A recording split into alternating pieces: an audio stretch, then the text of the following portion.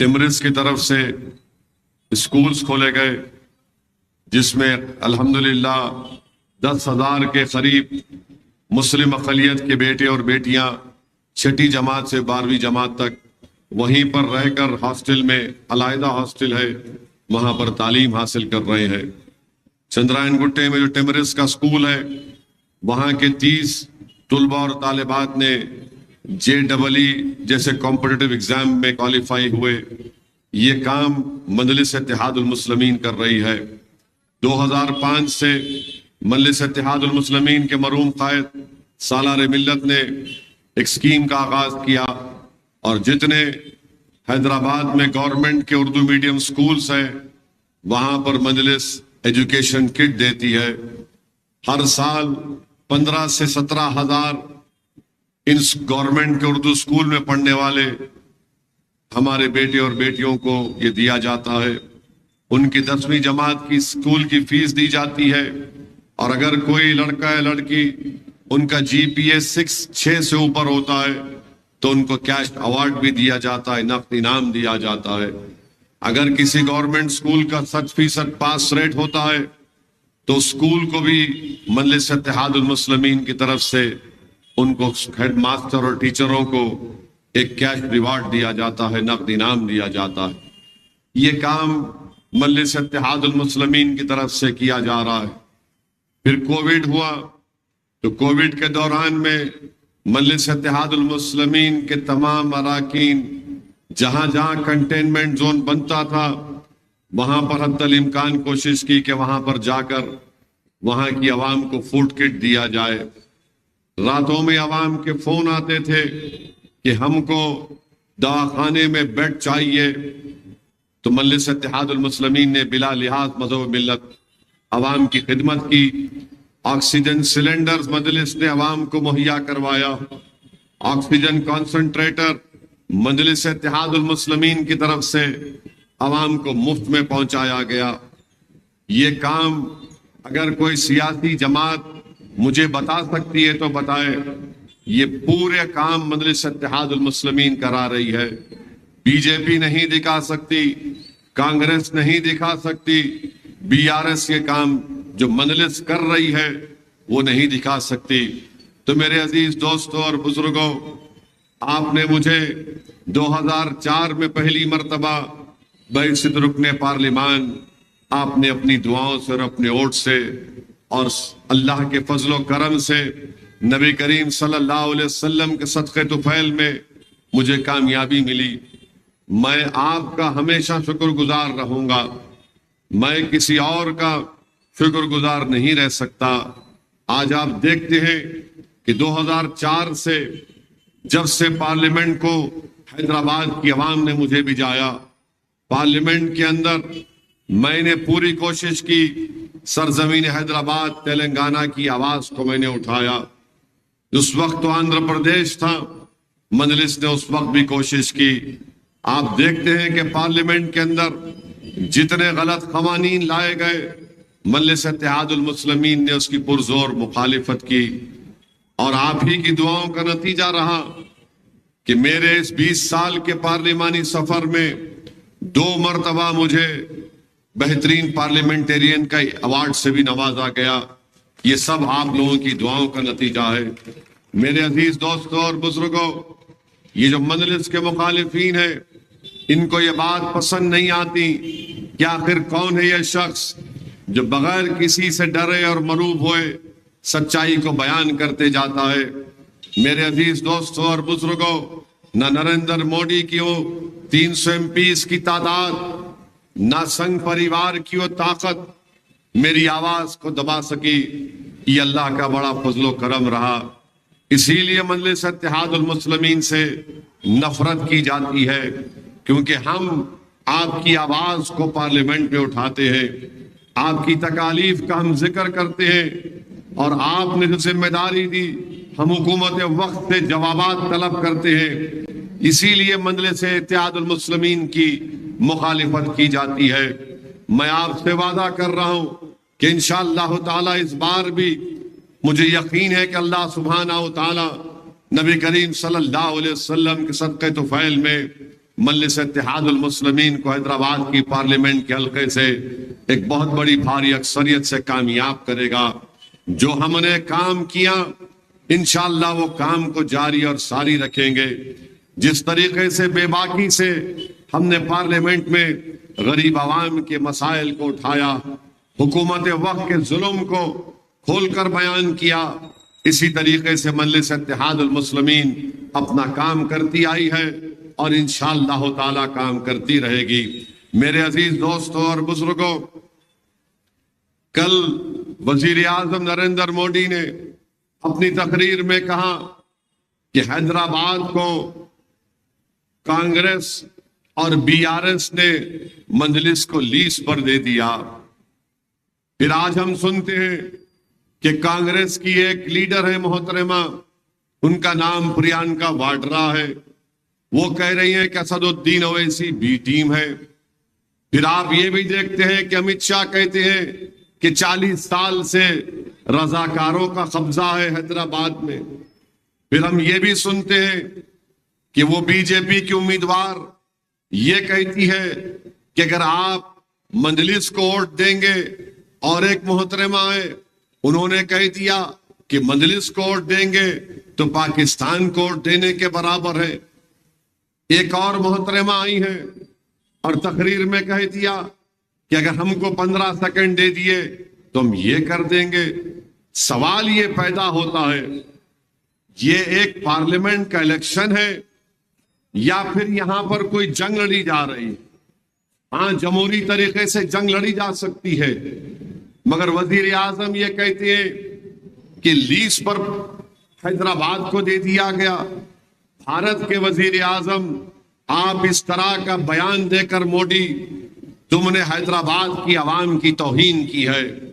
ये इंसानों की बस्ती है, ये गुलामों की बस्ती नहीं है। हम कोई भेड़ बकरियां नहीं है, यहां पर हम इंसानों की तरह रहते हैं। ये बोलना कि लीज पर दे दिया गया है, लीज पर किसको दिया गया है बताओ मोदी? मैं बताता हूं तुमको। नरेंद्र मोदी की सहनियत यह है कि भारत की नरेंद्र मोदी ने 10 साल में नरेंद्र मोदी ने कितने लोगों को, जो 70 करोड़ अवाम के पास दौलत नहीं है, नरेंद्र मोदी ने 1% अवाम को उतनी दौलत के रास्ते बना दिए उनकी दौलत बनाने के लिए। तो मेरे अजीज दोस्तों और बुजुर्गों, मोदी का यह बयान इस बात को बताता है कि मोदी भी जान चुके हैं कि हैदराबाद से मजलिस को नहीं हराया जा सकता, और मोदी ये कह रहे हैं कि हैदराबाद को लीज पर दे दिया गया। क्या? हाँ, यहां पर 1% माने इस मुल्क में 21 लोग ऐसे हैं जिनके पास इतनी दौलत है जो 70 करोड़ अवाम के पास नहीं है। भारत के 21 लोग हैं, और ये तमाम के तमाम 21 लोग नरेंद्र मोदी के परिवार के हैं। 21 लोगों के पास इतनी दौलत है जो 70 करोड़ अवाम की दौलत मिला ली जाए तब भी नहीं मिलेगी। और नरेंद्र मोदी बोल रहे हैं कि हैदराबाद को लीज पर दे दिया गया। नरेंद्र मोदी 6,000 7,000 करोड़ आपको इलेक्ट्रल बॉन्ड पर मिला, तो जो कोई आपको इलेक्ट्रल बॉन्ड दिया, नरेंद्र मोदी ने उनको भारत का कोई एयरपोर्ट लीज पे दे दिया, कोई सी पोर्ट लीज पर दे दिया, कोई टनल का काम दे दिया, कोई स्लम रीडेवलपमेंट का काम उनको दे दिया। ये नरेंद्र मोदी ने किया, और नरेंद्र मोदी ये कह रहे हैं कि हैदराबाद को लीज पर मजलिस को दिया गया है। सुनो मोदी, 40 साल से हमने हिंदुत्व आइडियोलॉजी को हराया है। इंशाअल्लाह ताला इस मर्तबा भी हैदराबाद की आवाम बिला लिहाज मज़हब व मिल्लत नफरत को हराएगी, मोहब्बत को काम करेगी। जो लोग हैदराबाद में फसाद बर्पा करना चाहते हैं, तुम्हारी पार्टी की कैंडिडेट जो तीर का निशाना इबादतगाह पर लिया, इंशाअल्लाह ताला हैदराबाद की आवाम नफरत को यहां पर बदतरीन शिकस्त देगी। हम हैदराबाद में कोई फसाद नहीं चाहते, हम हैदराबाद में कोई दंगा नहीं चाहते, मगर ये काम नरेंद्र मोदी की पार्टी करना चाहती है। अब आ जाइए, प्रियंका वाड्रा ये कहती है कि असदुद्दीन ओवैसी बी टीम है। अरे बताओ प्रियंका वाड्रा, आपका भाई अमेठी में हार गया तो क्या मैं वहां पर दूल्हे भाई बनकर इलेक्शन लड़ रहा था? बताओ प्रियंका वाड्रा, महाराष्ट्र में आप शिवसेना से अलायंस करते हैं, क्या उद्धव ठाकरे सेकुलर है? वो शिवसेना जिसके लोग 6 दिसंबर के दिन कहते हैं कि हमने जाकर वहां पर बाबरी मस्जिद को शहीद किया, आप उनके साथ बैठे हुए हैं। बताओ प्रियंका वाड्रा, पिछले बार 190 सीटों पर आपका और बीजेपी से मुकाबला हुआ, मैं नहीं था, आप 16 सीट जीते और मां बाकी सीट पर बीजेपी कामयाब हो गई। अब के बार शायद 200 कितने अब इस इलेक्शन में एग्जैक्ट नंबर ये है, कितना नंबर है, एग्जैक्ट नंबर ये है कि इस इलेक्शन में 300 सीट पर आप लोग मुकाबला कर रहे हैं। आप लिखकर बोल दो कितने सीट आप लोग जीतेंगे। यानी 2019 में 92% सीट आप हार गए। और बताओ प्रियंका वाड्रा, आप आम आदमी पार्टी से आपका अलायंस है दिल्ली में, वो बीजेपी का साथ देती है 370 निकालने में कश्मीर का। उत्तराखंड में यूनिफॉर्म सिविल कोड बीजेपी लाती तो आपकी पार्टी के एमएलए वॉइस वोट के जरिए यूनिफॉर्म सिविल कोड की तायीद करते हैं और हमसे कहते हैं हम बी टीम है। मेरे अजीज दोस्तों और बुजुर्गों, इन सब को मंजलिस से बड़ी तकलीफ है और इसीलिए आज आप देखते हैं कि एक बीजेपी के एक उम्मीदवार है, महाराष्ट्र से आए तो यहां पर बोल रहे 15 मिनट 15 सेकंड हमको दे दो। अरे मोहतरमा, जाकर आप मोदी से कहो मैं तैयार हूं, मुकाम बताओ, मैं अपने अफराद खानदान के साथ आऊंगा अपनी औलाद को लेकर। तुम क्या करोगे? 15 घंटे तुमको दे रहा हूं, तुम क्या करना चाह रहे बताओ मेरे को। तुम क्या कर सकते? तुम अखलाक पीलू खान रकबर की तरह तुम वही सलूक कर सकते, या तुम मुख्तार या फिर जिसको गोली मार दी गई तुम वो कर सकते। तुम क्या करना चाह रहे? तुम वक्त बताओ मेरे को, मैं आने को तैयार हूं। मगर ये मत समझो कि तुम्हारी इन धमकियों से मैं डर जाने वाला हूं। मैं यकीनन तैयार हूं मौत के लिए। मैं मौत से नहीं डरता, मैं डरता इस बात से हूं कि जब कब्र में जाऊंगा तो अगर मेरे आमाल का हिसाब पूछा जाएगा और अल्लाह अपने हबीब के सदक़े में करम नहीं करेगा तो फिर मेरा क्या होगा। मगर मौत तो बराक है। तुम क्या समझ रहे कि तुम भी नहीं जाओगे इस दुनिया से? अरे मुझ पर 2-2 मरतबा 3-3 मरतबा मेरे ऊपर जानलेवा हमला हुआ। 6 फीट के फासले से जालिमों ने गोलियां चलाई। 1999 में शहरान के पास मुझे पुलिस वालों ने मारा और पीटा और एक एडिशनल एसपी टास्क फोर्स का मुझ पर गोली चलाया। जेल को कई मरतबा जाकर आ चुका हूं। ऐसा कोई दिन नहीं जाता जो मुझे धमकी नहीं मिलती इंटरनेट के नंबरों से और ये आकर बोलते कि 15 सेकंड। अरे लो ना 15 सेकंड, तुम बताओ काम पे आऊं मैं। तुम ये समझ रहे कि तुम्हारे इन बातों से हम डर जाएंगे? तुम ये समझ रहे कि हमारे माँ बाप ने मुझे नहीं सिखाया? मैं जिम्मेदारी के साथ कह रहा हूं, जिस दिन ये लोग बोलेंगे उस मुकाम पर आ जाओ, मैं जाने को तैयार हूं। मैं अपनी माँ को और अपने मरहूम बाप को शर्मिंदा नहीं करूंगा हशर के मैदान में इंशाअल्लाह ताला। जिंदगी अल्लाह की दी हुई है, मौत आएगी, मौत बराक है। मौत जब आती है तो कोई फना नहीं होते। एक घर से दूसरे घर को मुंतकिल होना वो मौत है, उसको मौत बोलते हैं। फना तुम लोग हो जाओगे इंशाअल्लाह ताला, हम फना नहीं होंगे इंशाअल्लाह ताला। और क्या कर रही है पुलिस? ये कान में रुई है इन लोगों के कि 20 साल के एमपी को कोई आकर बोल रहा कि 15 मिनट 15 सेकंड दे दो हमको। क्या कर रही है तमाम जिम्मेदार लोग? अगर वो बात मैं बोलता तो क्या होता? अब तक तूफान मच जाता, टीवी पर शुरू हो जाता, पूरे कूद जाते कि देखो असदुद्दीन ओवैसी तशद्दुद की बात कर रहा है। मगर कोई बीजेपी का लीडर बोलता है तो सबके मुंह में दही जम जाती है। मगर सुनो मोदी, मैं आपसे कह रहा हूं, तुमसे कह रहा हूं, मौत से डरने वाले का नाम असदुद्दीन ओवैसी नहीं है। मैं मरने को तैयार हूं। मैं अपने कास के लिए, अपनी जमात के लिए, इस अवाम के लिए मैं मरने को तैयार हूं।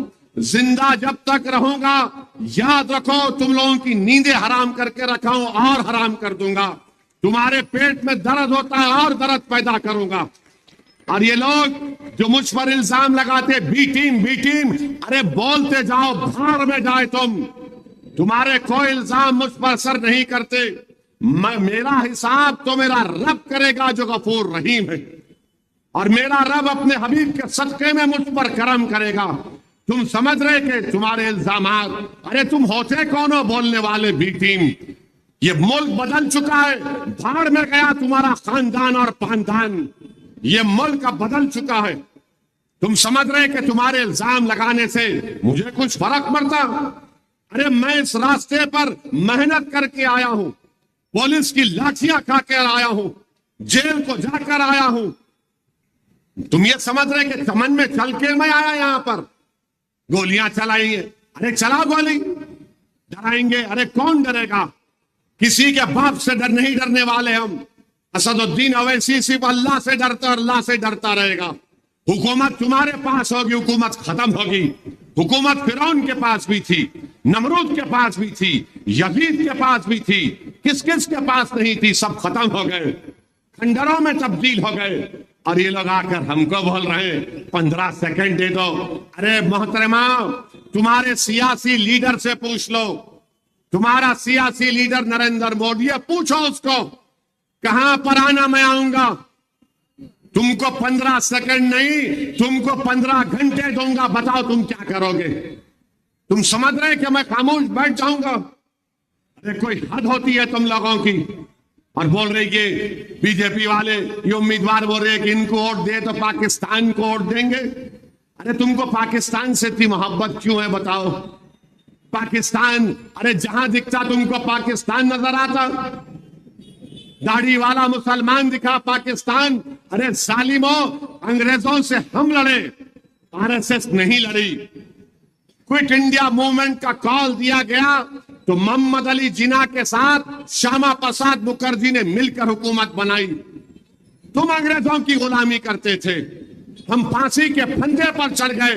मगर तुम्हारा वो हीरो 6 मरतबा खत लिखता अंग्रेजों को कि मैं माफीनामा लिख कर देता हूं। तुम्हारी आइडियोलॉजी थी और तुम कहते हो हमको कैसा करेंगे पाकिस्तान। अरे पाकिस्तान से हमको क्या लेना देना? पाकिस्तान मुसलमान दिखा तो पाकिस्तान से हम तो ठुकरा चुके।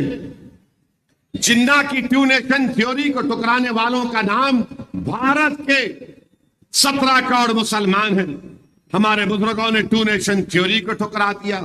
बोलो नरेंद्र मोदी, आप बोलो, क्या भारत का मुसलमान पाकिस्तानी है? तुमने घुसपैठी तो कह दिया। अब तुम्हारे पार्टी के उम्मीदवार, तुम्हारी पार्टी की एक एमपी कह रही है कि इनको वोट देना पाकिस्तान को वोट देने के बराबर है।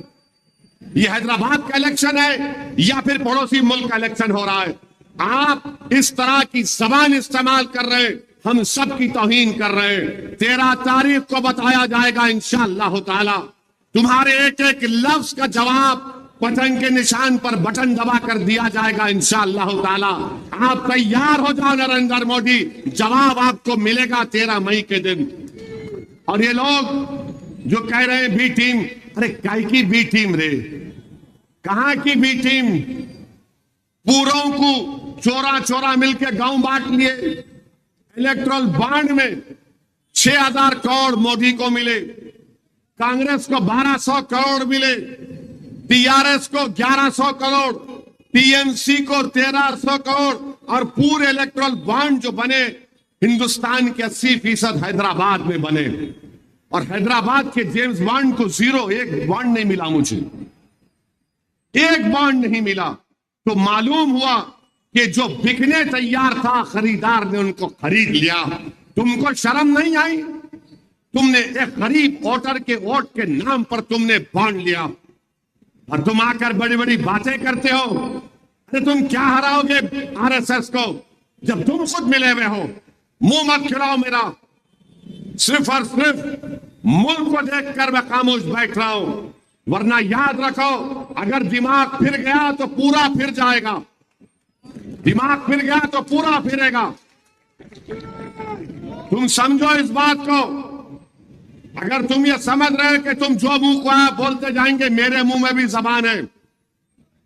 47 से शुरू करूंगा तो 2024 तक आऊंगा।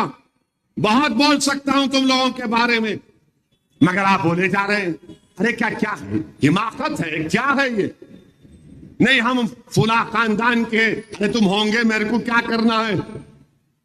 मैं अल्लाह के रसूल सल्लल्लाहु अलैहि वसल्लम का उम्मती हूं, सबसे बड़ा एजाज मेरा है, बताऊं तुमको?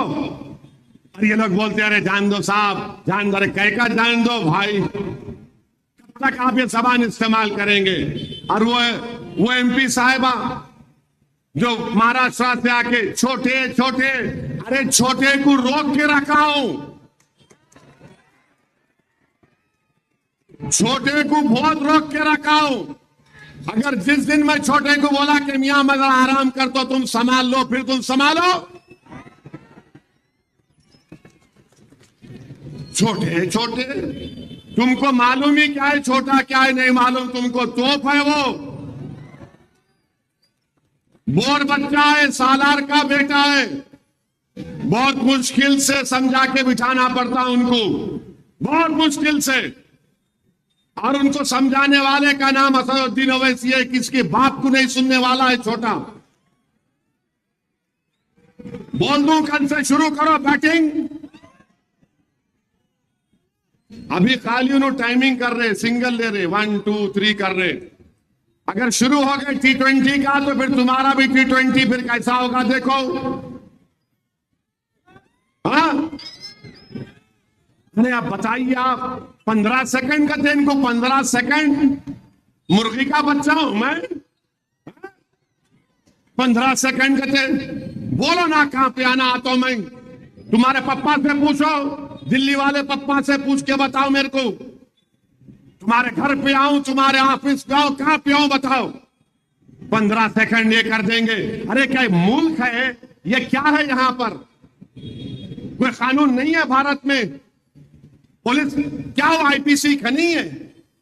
कोई भी आ रहा बोल के जा रहा, उन्होंने आके बोल रहे 40 साल से रजाकार।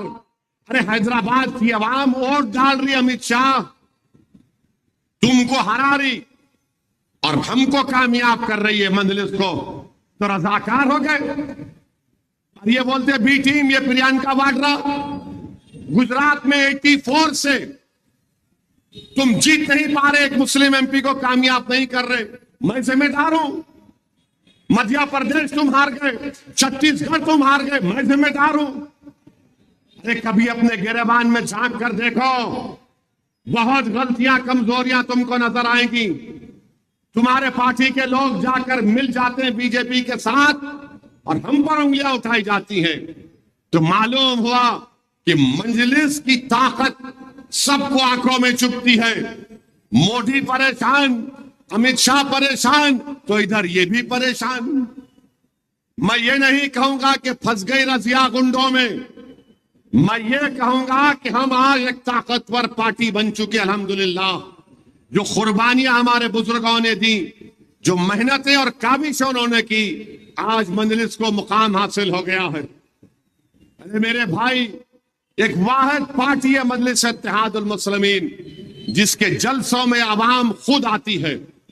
चाहे कांग्रेस का जलसा हो, बीजेपी का, मोदी का जलसा हो, तो लोगों को गाड़ियां देकर बुलाया जाता है। कभी एक पैकेट दी जाती है बिरयानी की, कभी एक दूसरी पैकेट भी देते हैं। आ जाओ और जाते वक्त टॉनिक पी के जाओ। ये वाहिद पार्टी है जो अवाम अपनी मोहब्बत से आती है। अल्लाह इस मोहब्बत को सलामत रखे। औरंगाबाद के आम खास ग्राउंड में जलसा हुआ, हजारों लोग वहां पर। किशनगंज में जलसे किए, मुफ्ती अतर साहब बैठे हुए। 6 असेंबली के कॉन्स्टिट्यूंसीज है किशनगंज में।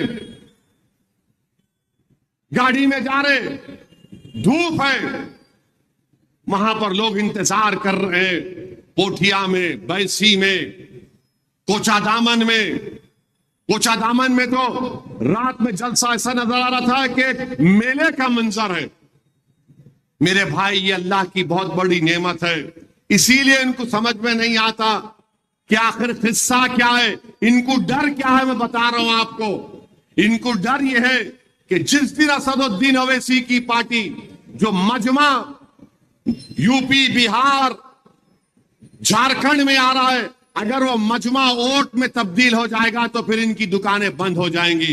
इंशाअल्लाह होने जा रहा है, इंशाअल्लाह होने जा रहा है। हमारा किशनगंज का इलेक्शन है। पोलिंग कब थी?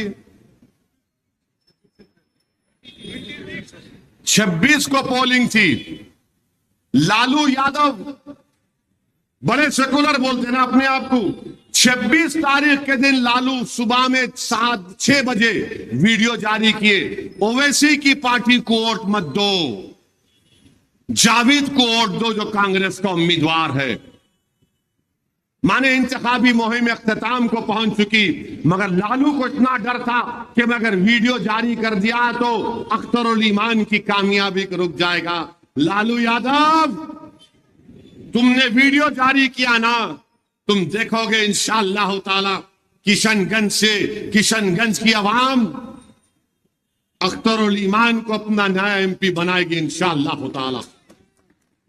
और लालू, तुमने वीडियो जारी किया ना पोलिंग के दिन, मैं आऊंगा तुम्हारी बेटी के खिलाफ इलेक्शन लड़ रहे हमारा कैंडिडेट, तुमको बताऊंगा भाषण क्या होता है, तुमको बताऊंगा तकरीर क्या होती है, पैगाम कैसा दिया जाता है। बड़ा जाम था ना लालू को कि मैं बोलूंगा तो ऐसा करूंगा। वो गया जमाना लालू। तुम्हारा बेटा देखेंगे, तुम्हारे बेटे को हम बताएंगे जाके हम कैंडिडेट खड़ा किए, उनकी कामयाबी के लिए हम काम करेंगे इंशाअल्लाह ताला। तुम मुकाबला चाहते हो, मैं नहीं चाहता। तुम टकराव चाहते, मैं नहीं चाहता। तुम ऐसी हरकत करके बताते हो कि हम कमजोर हैं। हम कमजोर नहीं हैं। मुकाबले के लिए असदुद्दीन ओवैसी कभी पीछे नहीं हटेगा। हमारे बुजुर्ग जानते हैं कि आज से 30 साल पहले मेरी सियासी जिंदगी का आगाज, मैं वाहिद रुकने असेंबली था मंजलिस का, वाहिद था रुकने असेंबली मंजलिस का। तो मेरी सियासी जिंदगी का आगाज अल्लाह ने बड़ी मुश्किलात से आगाज अल्लाह ने कराया। मैं सियासत की सीन को नहीं जानता था, मगर लाखों सलाम मंजलिस के उन मरहूम कायदीन को जिन्होंने मेरा हाथ पकड़कर मुझे सियासत सिखाई। मैं उस जमाने से मंजलिस का काम कर रहा हूं जब एक एमएलए था, और ये लोग आकर मुझे बताना चाहते हैं, अरे मेरी सियासी जिंदगी का आगाज अल्हम्दुलिल्लाह मुश्किलात के वक्त में शुरू हुआ। मैं जानता हूं हर एक चीज को। पीछे हटने वालों का नाम मजलिस इत्तेहादुल मुस्लिमीन नहीं है। और वो लोग जो आज मैदान में नहीं है, अपने घरों में चूहों की तरह बिलों में छुपकर साजिशें रचा रहे। मैंने कहा था तुमको मैदान छोड़ के भागना नहीं, तुम मैदान छोड़ के भाग गए, मगर बुज़दिली के मजारे तुम अपने घर में बैठकर बीजेपी की तायीद करा रहे हो। मैं जानता हूं हर एक चीज को, और आज आपको बता रहा हूं, ये बीजेपी की कैंडिडेट जो बार बार बोलती है कि हैदराबाद में 5.5 लाख वोटर लिस्ट में नाम गलत डाल दिए मंजलिस की तरफ से, ये बीजेपी के उम्मीदवार को अक्टूबर 2030 में एक कांग्रेस का उम्मीदवार है, 4 मर्तबा मंजलिस से हार गया लड़के। पहले चिरंजीवी पार्टी का था, फिर बीजेपी टीडीपी से लड़ा, 2 मर्तबा कांग्रेस से लड़ा और हार गया। वो नुमाइंदगी करता है इलेक्शन कमीशन को कि मजलिस 5.5 लाख लोगों के नाम झूठे दला दी। इलेक्शन कमीशन इंक्वायरी करता, इंक्वायरी करके कहता है कि भाई 10-11 हजार नाम गलत है। किसके गलत है? जो इंतकाल हो गया। वही कागज को लेकर ये कांग्रेस का छिचोरा मुखन्निस लैला का मजनू वो ले जाकर बीजेपी के उम्मीदवार को देता कि जाके आप डालो। तो इलेक्शन कमीशन का जवाब पढ़ने के लायक है। इलेक्शन कमीशन लिखता है कि ये कांग्रेस के लीडर ने यही सेम कंप्लेन की थी और वही कंप्लेन को बीजेपी के लीडर ने दिया है। हम फिर से इंक्वायरी कराए और ये इंक्वायरी गलत है, इसमें सच्चाई नहीं है। अब वोटर लिस्ट में पहले से ज्यादा 11,000 नाम बढ़ गए। अब आप बताओ ये कौन कर रहा है? याकूतपुरे में भी एक उठे थे, बोले थे उठे नामा गलत है।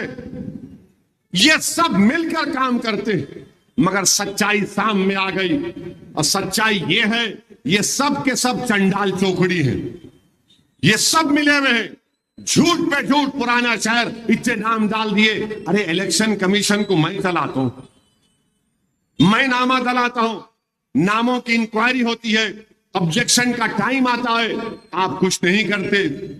मगर ये आपको बताना चाह रहा था कि लोग जो हम पे इल्जाम लगा रहे, अच्छा प्रियंका वाड्रा जरा तुम पूछो उसको तुम्हारे कांग्रेस के नेता से, क्यों तुमने दिया बीजेपी के ये कैंडिडेट को लेटर? पढ़ो, ये सब मिले हुए हैं। इनको एक ही मकसद है कि हैदराबाद से कैसे मजलिस की कामयाबी को रोकना। इनको नफरत है कि भारत की पार्लियामेंट में जितने बीजेपी के कांग्रेस के एमपीज हैं वो मेरे पास आकर बोलते कि भाई तुम 5-6 मिनट में इतनी बात कैसा बोल सकते, तुम पूरा हिस्सा 5-6 मिनट में बयान कर देते। तो मैंने कहा यह सूरह फातिहा का करम है, ये सूरह फातिहा का करम है, ये मेरे अल्लाह का करम है, ये मेरे अहले दिल की दुआएं हैं। मेरे भाई 6 मिनट में ये परेशान होते हैं कि 6 मिनट में कैसा बोलता है। ये अल्लाह का करम है, आपकी दुआएं हैं, दुआएं हैं मेरे मरहूम बाप की और मेरी मां की। इनको समझ में नहीं आता, इसीलिए इस 6 मिनट की तकरीर को रोकने के लिए और हम जो हिंदुस्तान के कोने कोने में जाकर लोगों में एक शऊर बेदार कर रहे हैं, सियासी शऊर, इनको तकलीफ हो जाती है। अगर ये और करेगा, अगर ये और पैदा करेगा सियासी शऊर, तो हमारी दुकानें बंद हो जाएंगी, तुम्हारी दुकानें बंद होंगी इंशाअल्लाह ताला, तुम्हारे सियासी इस्तेसाल की दुकानें बंद होंगी भारत में। तुमने हमको इस्तेमाल किया, तुमने हमको बर्बाद कर दिया। क्या है बताओ हमारे पास, क्या मिला हमको बताओ? कौन सी? अगर आप डेटा बोलेंगे, अगर आपके दादा जो पैसे कमाते थे उनका पोता उससे कम कमा रहा है आज, दलित का बेटा, आदिवासी का बेटा, ब्राह्मण का बेटा, ठाकुर का बेटा, ये सब लोगों के, सिखों के, ईसाइयों के, उनके पोते अपने दादा से ज्यादा कमा रहे हैं। और इस मुल्क में पूरा जो दादा से कम कमा रहा है वो मुसलमान है। बताओ तुमको आईना नहीं दिखाई देता? यही चीज देख देख कर तकलीफ होती है, यही चीज देख देख कर खून खौलता है कि कब तक मैं इस नाइंसाफी को बर्दाश्त करूं। बताओ इसका जिम्मेदार कौन है? सबसे ज्यादा स्कूल से बाहर बच्चे मुस्लिम अकलियत के हैं। जाकर देखो बिहार में, उत्तर प्रदेश में, बंगाल में, आसाम में, स्कूल के बाहर बच्चे। मैं अपनी आंखों से देखा हूं इन मुकामात पर।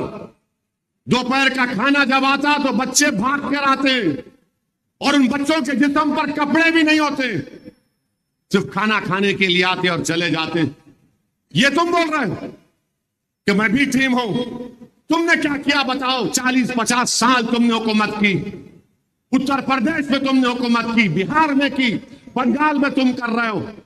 बंगाल के मालदा में मैंने मुस्लिम खवातीन की उंगलियों को देखा, उंगलियां सड़े हुए थे उनके। पूछा क्यों?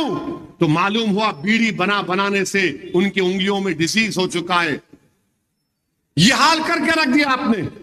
और हम इंसाफ की बात कर रहे हैं, लड़ रहे हैं, और लोग ये मजलिस के मुखालिफिन बोलते अरे हैदराबाद में क्या, अरे दीवाने, उत्तर प्रदेश में ईद की नमाज मसाजिदों में 3-3 जमातों में हुई। कितनी जमातों में? 3-3।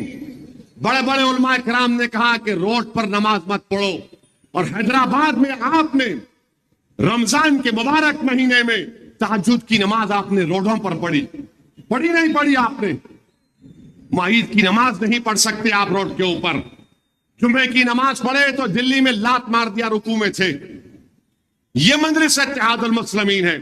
तो इसीलिए हमारी आवाज को दबाने के लिए ये कोशिशें की जा रही हैं। कभी गोली चलाई जाती है, अरे मैं मरने को तैयार हूं भाई, आप कब मारते मारो, जब अल्लाह का हुक्म होगा मैं चला जाऊंगा, मैं मौत से नहीं डरने वाला हूं। वो मौत के बाद का जो मरेला उससे तक मुझे परेशान रहता हूं। आप बोल रहे हैं वो करेंगे ये करेंगे, वो मोहतरमा 15 सेकंड मजलिस को वोट दिए तो पाकिस्तान, नरेंद्र मोदी बोल रहे लीज पर दिया गया है। अरे नरेंद्र मोदी, आपने बहुत से लोगों को भारत के कई चीजें आपने बांट दी हैं। आप भारत के वजीर आजम की तरह नहीं, एक बादशाह सलामत की तरह आपने लोगों को ये दे दिया, ये तू ये ले ले, तू वो ले ले। बहरहाल अजीज दोस्तों और बुजुर्गों, मेरी आप तमाम से गुजारिश है कि 13 मई के दिन आपको अपना एक वोट मजलिस इत्तेहादुल मुस्लिमीन के हक में इस्तेमाल करना है। पतंग के निशान पर बटन दबाना है।